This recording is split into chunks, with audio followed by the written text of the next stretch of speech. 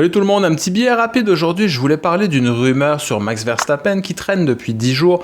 On dit qu'apparemment Aston Martin aurait préparé un contrat mirobolant pour faire venir Max Verstappen à hauteur de 1 milliard de dollars.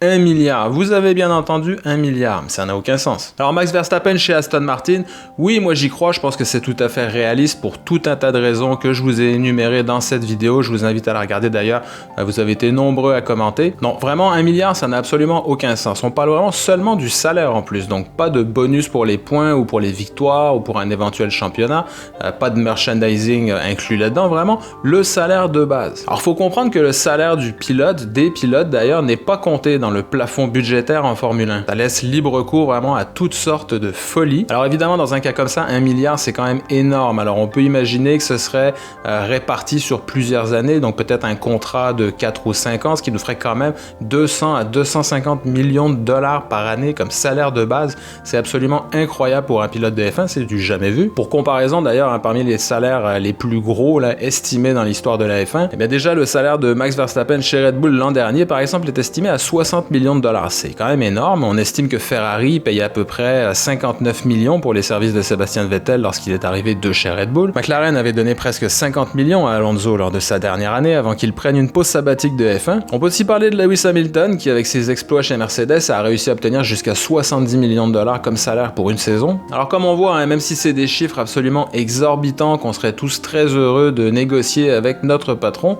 ça reste quand même bien en dessous de ce potentiel 1 milliard sur 4 ou 5 saisons, ça ferait 200-250 millions, c'est quand même nettement en dessous, et ça reste quand même peu probable. Lawrence Stroll est un fin limier, un homme d'affaires, on peut difficilement imaginer qu'il pourrait octroyer un tel salaire à un pilote. Bref, tout ça m'amène à une question fondamentale, je vous la pose, j'ai hâte de vous lire dans les commentaires.